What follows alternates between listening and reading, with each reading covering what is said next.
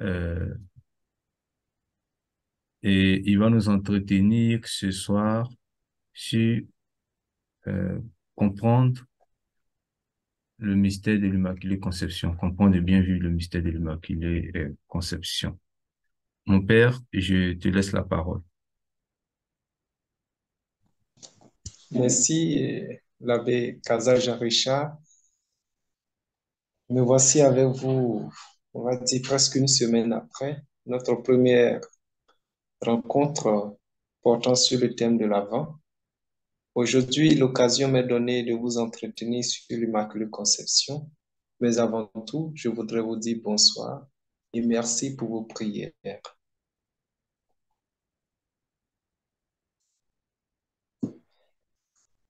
Dans la liturgie des heures de ce soir, la prière conclusive se finit par cette formule qui m'a beaucoup plu et j'ai voulu vous la lire pour qu'ensemble on puisse voir la profondeur des paroles qui sont contenues dans cette prière. Alors la prière dit ceci: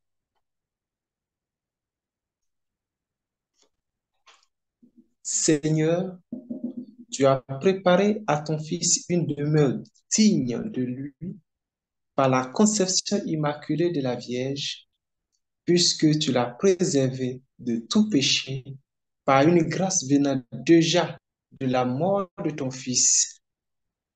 Accorde-nous, à l'intercession de cette mère très pure, de parvenir jusqu'à toi, purifie nous aussi de tout mal. Dans cette prière, je trouve que la vérité du don de l'Immaculée Conception se trouve synthétisée de façon originale. Mais qu'est-ce que l'Immaculée Conception? Le 8 décembre de chaque année, nous nous trouvons dans le temps de l'Avent. Et pendant ce temps de l'Avent, on célèbre la solennité de l'Immaculée Conception, c'est-à-dire que Marie a été conçue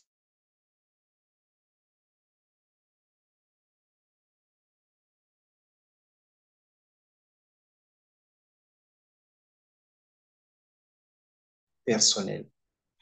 De sorte que Marie a été rendue sainte par Dieu. Cette vérité pose beaucoup de problèmes dans l'exception. Tu as préparé à ton Fils une demeure digne de lui par la conception immaculée de la Vierge.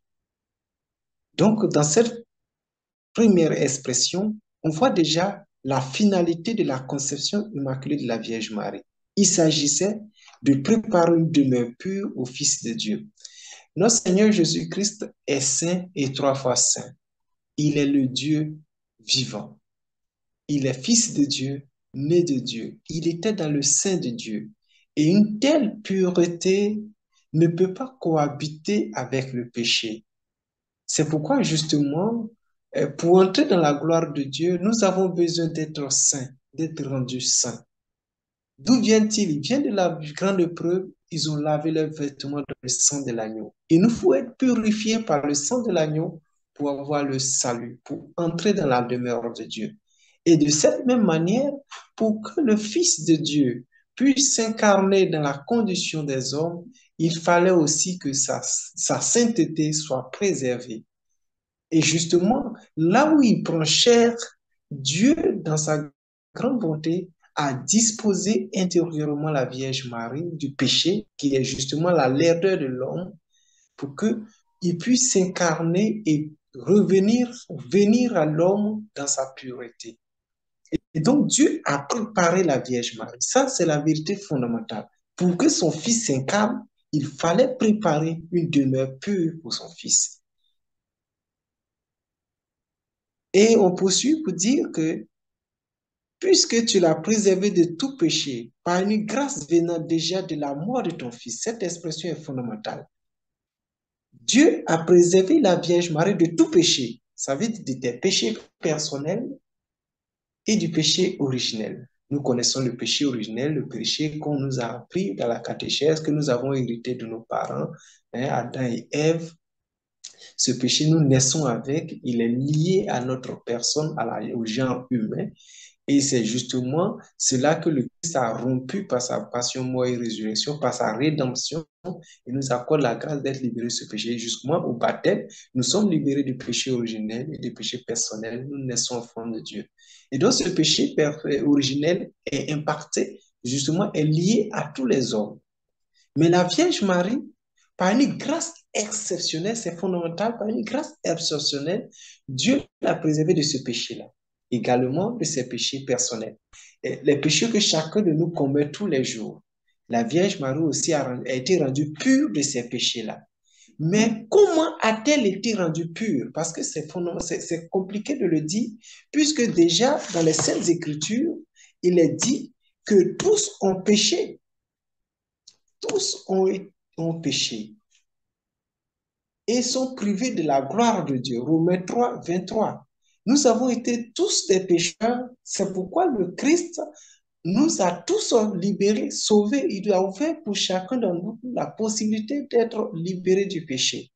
Alors, comment est-ce que la Vierge Marie, elle, qui est humaine comme nous aussi, pourrait-elle être épargnée de cette vérité biblique comme quoi tous nous avons péché? La Vierge n'a-t-elle pas péché? Justement, pour pouvoir répondre à cette préoccupation, l'Église répond pour dire que cette grâce que la Vierge a eue de façon exceptionnelle, d'être préservée du péché originel, tire sa source déjà de la mort de son Fils.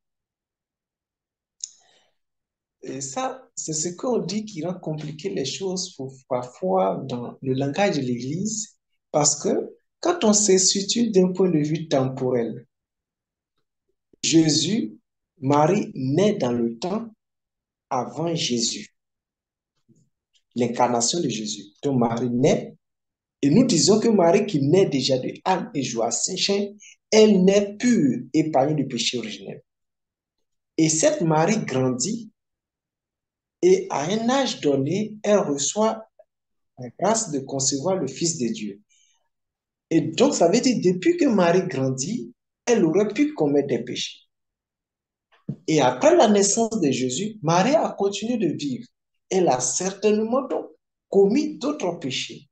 Comment justifions-nous que tous ces actes qui se sont passés dans le temps, avant la naissance de Jésus, après la naissance de Jésus, et, et que tous ces actes-là tirent la vérité de la grâce de la rédemption du Christ, de la rédemption de l'humanité, je veux dire, de la mort et résurrection du Christ. Comment justifions-nous cela? Comment justifions-nous que le sacrifice du Christ sur la croix qui a eu lieu après la naissance de la Vierge Marie, après la vie terrestre de Marie qui a connu des années, peut avoir un effet rétroactif, c'est-à-dire un effet en arrière sur la vie de la Vierge Marie. C'est difficile quand même à comprendre cette vérité. Mais justement, c'est ça le don. Vérifions cela. Et c'est beau quand même, comme Dieu, sa grâce se déploie même dans le passé, dans le futur, dans l'avenir.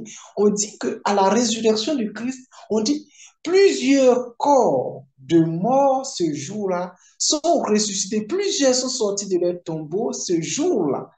Le jour où le Christ est ressuscité, plusieurs sont sortis de leur tombeau. Même le larron. Alors, tous ceux qui sont sortis de leur tombeau, comment ont-ils été participants de la résurrection alors qu'ils ont connu une vie passée?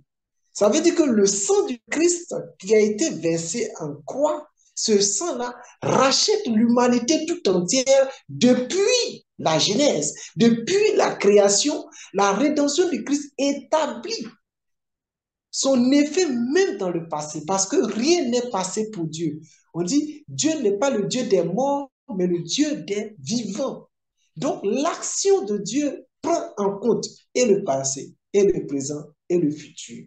L'action de Dieu ne peut pas être limitée dans la temporalité humaine, dans la compréhension du temps de l'homme. Mais le temps de Dieu est tout autre que le temps que nous concevons.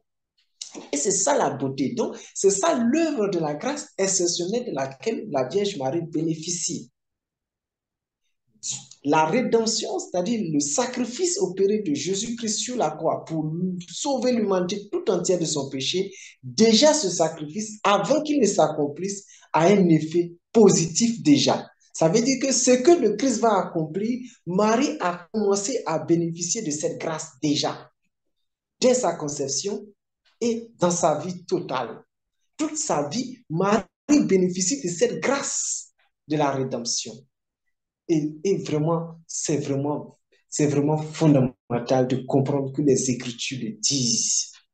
Malheureusement, on ne s'entend pas très bien avec les protestants et puis toute confession religieuse sur cette vérité. Mais en fait, on ne peut pas admettre que le Christ soit fils de Dieu de toute pureté et que de son incarnation, il accepte d'être conçu dans le péché. C'est pas possible. Il fallait un tabernacle pur pour accueillir la pureté. La lumière et les ténèbres ne peuvent cohabiter. Voyez-vous déjà dans le texte, dans le prologue de Saint Jean, et cette idée lumineuse s'y trouve cachée. Le monde n'a pas accueilli le Fils de Dieu. Mais ceux qui ont cru en lui ont été rendus enfants de Dieu. La lumière, lui, et les ténèbres sont incapables de l'arrêter. On peut trouver ça dans le prophète Saint Jean, Jean 1, au verset 5. La lumière, lui, et les ténèbres ne l'ont pas arrêté. C'est-à-dire que là où il y a la lumière, les ténèbres ne peuvent que fuir. Et la ténèbre de l'humanité, c'est le péché. Là où le Christ devait être, le péché ne pouvait pas y cohabiter. Là où le Christ devait s'incarner, le péché ne pouvait pas y demeurer. C'est une évidence. On n'a même pas besoin d'écrire un verset spécifique pour dire la Vierge a été conçue sans péché. Ça, vous n'allez pas chercher dans la Bible ce verset, la Vierge Marie a été conçue sans péché. Non. Mais c'est une évidence. On ne peut pas passer par autre moyen pour comprendre cette vérité fondamentale. Et d'ailleurs, les révélations privées sont venues confirmer cette vérité. Donc, je voudrais commencer d'abord pour nous dire que cette vérité de quoi, comme quoi Marie a été conçue sans péché, pure de tout péché, que nous célébrons comme l'Immaculée Conception le 8 décembre, doit nous mettre automatiquement en lien avec le mystère de son Fils Jésus-Christ. La solennité de l'Immaculée Conception n'est pas une solennité qui est séparée de l'histoire du salut, qui est séparée de l'action de son Fils, mais est intrinsèquement, je dis fondamentalement liée à l'action du Christ. C'est pourquoi justement cette solennité est placée le 8 décembre pendant le temps de l'Avent, tant de d'attente, tant de préparation à la venue de notre Seigneur Jésus-Christ. Donc cette solennité nous dit effectivement que la figure de la Vierge Marie qui va accueillir son Fils Jésus-Christ, cette figure-là est déjà préparée comme pure.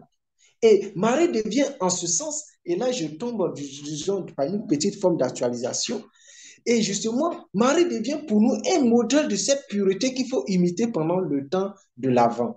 D'ailleurs, dans le directoire de la piété, euh, dans le directoire pour la piété, euh, le directoire sur la liturgie et la piété nous dit que justement cette solennité, ce temps de l'Avent est forcément en lien avec la solennité de la Vierge et de l'Immaculée Conception parce que la figure de la Vierge Marie et d'autres filles, femmes, disons, excusez-moi, d'autres femmes dans la Bible sont des figures marquantes qui participent dans l'histoire du salut et la Vierge Marie d'une façon exceptionnelle. C'est pourquoi, disons, durant ce temps, il y a beaucoup d'actes de piété que nous développons. Par exemple, nous avons les neuvaines à l'Immaculée Conception, qui sont des actions qui montrent que nous nous préparons effectivement à accueillir la grâce du Seigneur qui va se manifester à Noël.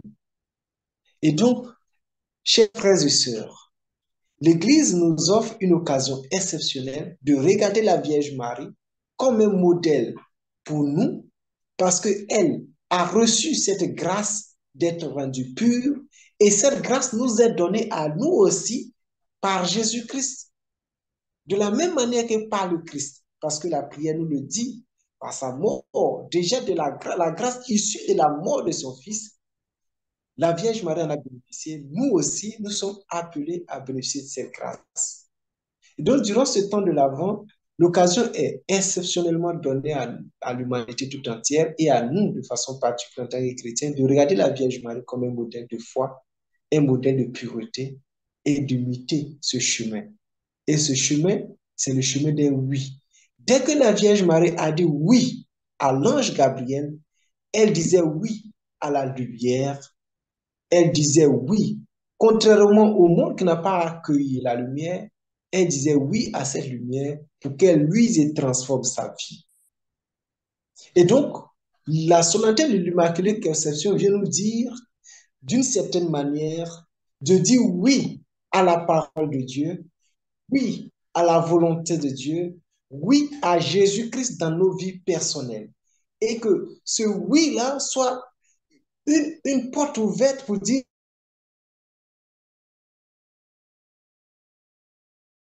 Seigneur, toi qui viens dans le monde, toi qui viens, Seigneur, dans mon existence. Je dis oui à toi, comme la Vierge Marie qui dit oui à Dieu, oui à la lumière, pour que cette lumière s'incarne dans sa vie et la transforme, la rende pure. Si nous voulons être saints, le chemin nous est donné par la Vierge Marie et ce chemin, c'est de oui, oui à la lumière. Ce oui à la lumière nous fait bénéficier justement de la rédemption. Poursuivant, je voudrais parler de quelques aspects de la spiritualité liés à cette solennité de l'Immaculée Conception. Marie est la première rachetée de la passion de son Fils Jésus-Christ. Ça, je l'ai dit, il faut le retenir. Elle est notre espérance, car elle est ce que nous devons devenir. Marie est une invitation à faire le vide en soi, à devenir cet espace vierge, illuminé, cet espace de lumière et d'amour pour faire naître à notre tour Christ en nous. Donc, je synthétise, c'est une synthèse de la spiritualité justement qui nous montre la Vierge Marie comme modèle d'espérance, un modèle pour nous, de sorte que nous soyons capables de dire oui à son Fils et que son Fils, qui est la lumière du monde, s'incarne en nous et que nous devenons par sa visite dans nos vies, enfants de Dieu, bénéficiaires de sa grâce et de sa vie éternelle.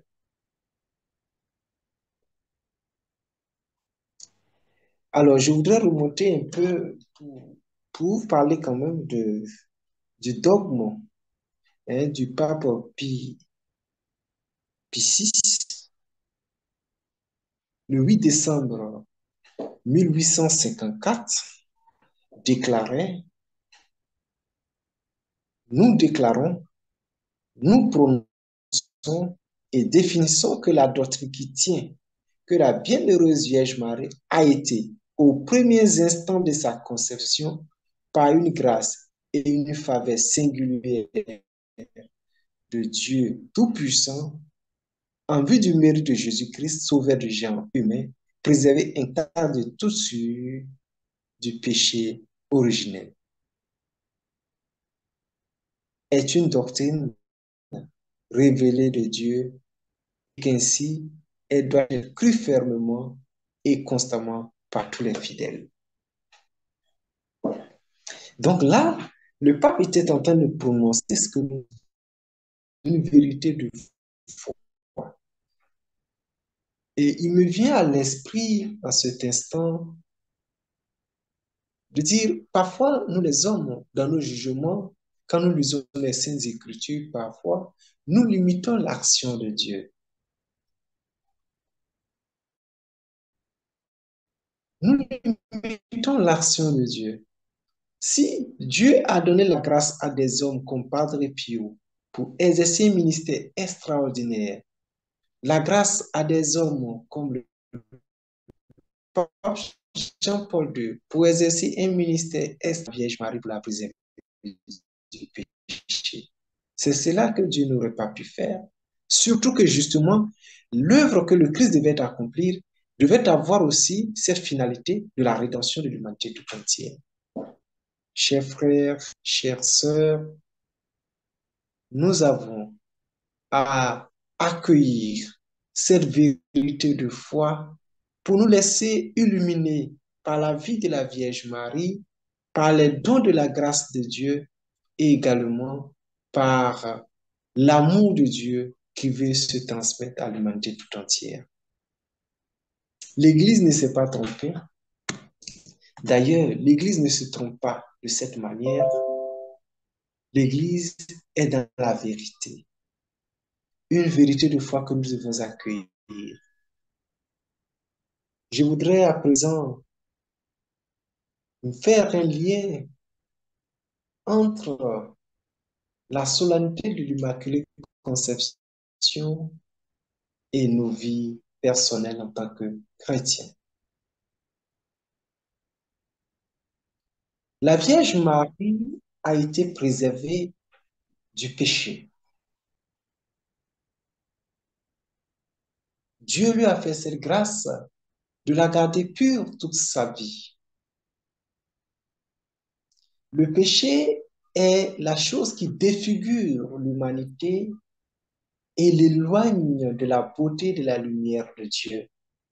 Le péché est ce qui nous plonge dans les ténèbres. La question fondamentale que vous et moi nous devons nous poser, avons-nous besoin de demeurer dans le péché, de commettre le péché pour attendre que la grâce du Seigneur vienne nous sauver, comme pour dire que je fais ce que je veux, partout qu'on fait la rédemption, le Christ est mort pour mes péchés, il me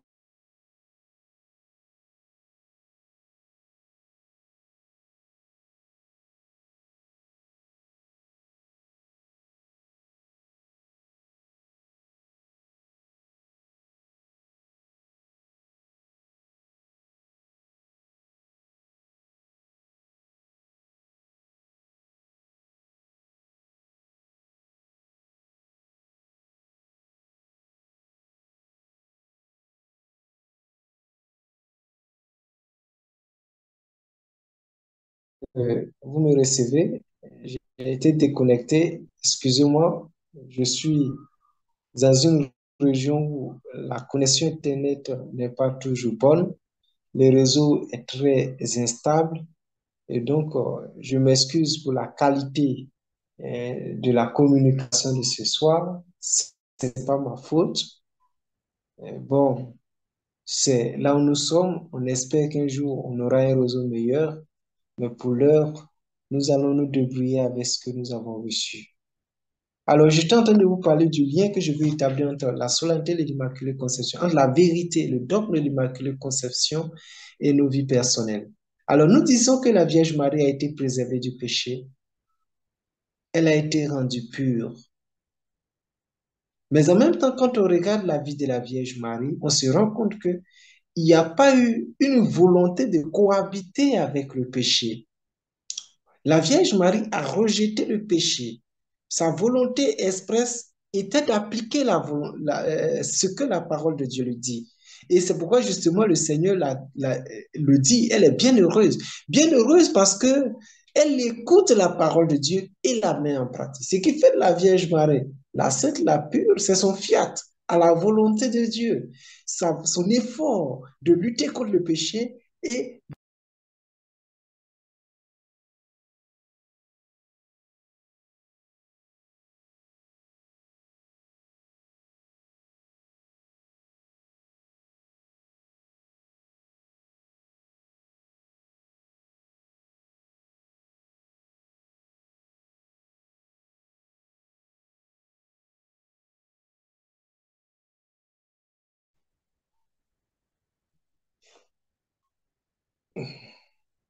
Jean-Richard, Kaza, allô? Jean-Richard? Oui, nous sommes là, hein, nous sommes là. Bon, je m'excuse pour la qualité de la connexion qui fait chaque fois que C'est pas je suis grave, mon obligé de père. parler. D'accord. Alors, la Vierge Marie n'a pas cohabité avec le péché, n'a pas accepté le péché dans sa vie. On a une volonté expresse et farouche de la Vierge Marie de dire non au péché. Et justement, la grâce vient suppléer à cette volonté que nous devons avoir pour dire non au péché. Et c'est ce que la Vierge Marie nous enseigne. Elle est bien heureuse parce qu'elle écoute et met en pratique la parole de Dieu. C'est ce que le Seigneur dit. La femme dit, bien heureux ceux qui t'apportent non. Elle dit non. Le Seigneur dit non. Heureux ceux qui écoutent la parole de Dieu et qui la mettent en pratique. Ce qui fait de la Vierge Marie bien heureuse, c'est parce qu'elle écoute et met en pratique la parole de Dieu. Et c'est ce qui la rend pure.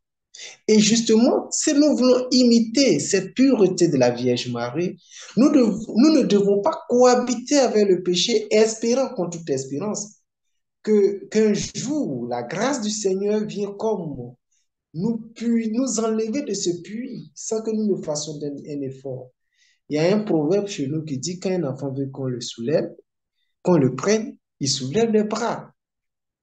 Si nous voulons que la grâce du Seigneur vienne nous racheter, nous purifier, il faut que nous manifestions cette volonté de dire non au péché sans l'accueillir, de dire oui à la volonté de Dieu. Alors la solennité de l'Immaculée Conception nous enseigne que nous devons avoir une volonté ferme, une volonté assurée pour dire non au péché chaque jour de notre vie, pour dire oui à la volonté de Dieu dans notre vie et faire des efforts pour la mettre en pratique. Je vous assure, le nombre de fois que dans les sermons, dans les enseignements, nous entendons qu'il faut mettre la volonté de Dieu en pratique, si nous voulons les compter, je vous assure que ça remplirait le monde entier. Mais combien de fois faisons-nous des efforts pour mettre en pratique effectivement cette parole comme on nous l'enseigne? La Vierge Marie nous le reprend et nous le redit ce soir. Mettons en pratique la volonté de Dieu. Luttons contre le péché. Je n'aime pas, moi, personnellement, le salut à peu près, les situations douteuses. Je pense que ça devait être le raisonnement de tout chrétien, une certaine fierté pour dire, moi, je ne veux pas passer par le purgatoire. Je ne veux pas une porte intermédiaire. Moi, je veux mon salut directement. Je veux vivre ma vie de sorte que je puisse correspondre le plus maximum possible à la volonté de Dieu et que la grâce du Seigneur puisse me prendre et me conduire directement dans la gloire de Dieu. Je ne veux pas passer par une porte intermédiaire comme quoi je suis en train de chercher à ce que des suffrages, des efforts de certaines personnes viennent m'aider à me purifier. L'Église enseigne que les martyrs, par exemple, ceux qui meurent martyrs, selon la tradition de l'Église, ils rentrent automatiquement dans la gloire de Dieu. Eux, par exemple, ils n'ont pas besoin de passer par le purgatoire parce que ils ont versé leur sang ils ont mêlé leur sang justement au sang du Christ, le Christ qui sauve. Donc, ils ont été rendus purs. Ils sont comme ce larron qui professe sa foi sur la croix et Dieu le prend au dernier moment pour dire allons directement dans la gloire de Dieu. Je pense que nous devons avoir cette fierté, cette volonté de dire non, Seigneur, je ne veux pas de chemin intermédiaire. Je ne veux pas que mon salut soit marqué de doutes et de situations intermédiaires. Je veux que mon salut soit un salut direct, assuré. Je veux une conviction comme quoi ma pauvreté de vie, donnée avec amour tous les jours, en disant oui à ta volonté, ta grâce l'accueille, ta justice la purifie. Il faut que nous ayons quand même cette volonté. Et c'est ça que la Vierge Marie nous enseigne. Une volonté de dire oui à la parole de Dieu. Une détermination à rejeter le péché. On pourrait se poser la question, quelles sont les situations de péché, les structures de péché dans lesquelles je me trouve aujourd'hui? Parfois, on n'aime pas qu'on parle de nos situations de péché parce que on se dit, eh ben, je n'ai pas le choix. Qu'est-ce que je fais? Tout le monde le fait, tout compte fait. Et puis, pour moi, c'est mieux. Dieu même me pardonnera. Pourquoi vas-tu te mettre dans des situations douteuses, des situations intermédiaires? Pose-toi, aurait-il accepté de continuer dans cela?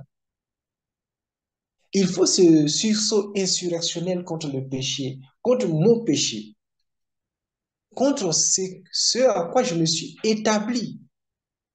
Il y a des choses qu'on n'aime pas, qu'on nous dérange dans notre vie chrétienne. Et parfois, même dans l'accompagnement spirituel, on refuse que le directeur spirituel aborde ces sujets. Parfois, on évite même d'aborder le sujet avec le directeur spirituel. On parle de beaucoup de choses, la question professionnelle, je veux réussir dans mon travail, la Bible compris pour que j'ai mon mari, pour que j'ai plus. Mais on ne veut pas qu'on touche les structures de péché dans lesquelles on se situe. La Vierge Marie nous demande de revoir nos vies. Parce que elle, sa pureté n'a pas été une pureté provisoire ou temporelle. Elle a été pure toute sa vie. Elle a vécu une vie de cohérence totale. Et la grâce du Seigneur est venue suppléer à cette identité de la Vierge Marie. Nous aussi, nous avons cette grâce qui nous est donnée. Le Christ a versé son sang pour le pardon de nos péchés. C'est un don. Alors, vais-je continuer à cohabiter avec le péché? Chaque fois que j'accepte le péché, je rejette la lumière, je rejette le Christ, je rejette la sainteté de la Vierge Marie et la sainteté de ma propre vie. Je rejette le don de grâce de Dieu parce que c'est Dieu qui a fait ce don spécifique à la Vierge Marie. Et Dieu veut faire ce don spécifique pour chacun de ses enfants que nous sommes. Comme la Vierge Marie, nous aussi nous portons le Christ dans l'Eucharistie. Nous portons le Christ dans l'Eucharistie. Et c'est la raison pour laquelle, justement, lorsqu'on veut recevoir l'Eucharistie, on nous demande de bien nous examiner pour qu'on soit en état de pureté. Parce qu'on ne peut pas accueillir la lumière dans les ténèbres. Les ténèbres fuient devant la lumière. Si nous sommes dans les ténèbres du péché, nous devons fuir devant la lumière du Christ. Ou encore, nous cherchons à nous réconcilier pour accueillir la lumière dans nos vies. Et c'est l'attitude la meilleure. Accueillir la lumière, accueillir le Christ. Quel est l'état de ma vie? C'est cela que la Vierge Marie nous enseigne. Demain, nous aurons la messe. Je voudrais que à cette messe,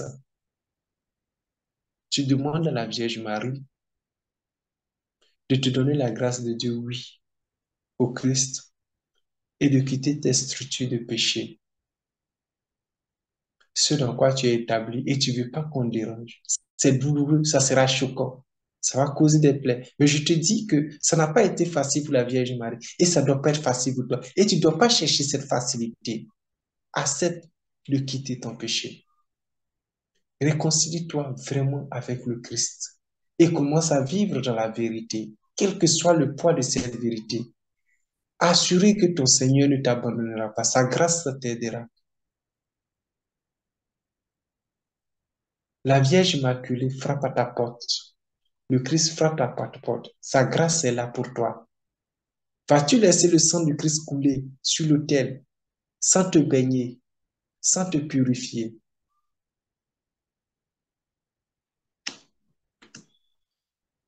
Nous avons entamé la neuvaine à l'Immaculée Conception. C'est une très belle piété. Et je sais que chacun de nous a une intention particulière pour laquelle il prie. Et il y a les intentions communes aussi pour lesquelles nous prions. C'est un bon acte de piété. Que cette neuvaine nous porte beaucoup de grâce parce que nous sommes faibles. Nous avons besoin du don de Dieu pour être purs. Que Marie intercède pour nous et nous obtienne ses faveurs. Merci de m'avoir écouté et je me dispose à vous. À présent, s'il y a des questions, des préoccupations, nous allons ensemble essayer d'y répondre. Bien sûr, je sais que parmi vous, il y a des personnes qui sont averties, qui peuvent aussi donner leur point de vue pour enrichir ce que j'ai présenté.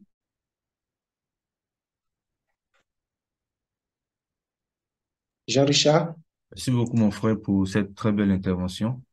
Et donc, voilà, le père a fini son exposé et les interventions des uns et des unes des autres seraient toujours la bienvenue pour pouvoir enrichir l'échange. Et puis, c'est toujours bon parce que on entend beaucoup des catholiques qui disent, bon, l'Église cache des choses et autres. Et là, on vous donne l'occasion de vous former, d'approfondir vos connaissances. Donc, soyez curieux, ayez soif. Il faut qu'on sente votre désir vraiment d'apprendre davantage, d'aller en eau profonde. Donc, voilà, s'il y a des personnes qui ont des questions, demain, c'est la célébration de la solennité de l'Immaculée Conception. Voilà. Est-ce que vous avez des préoccupations aussi particulières? Vous avez la parole.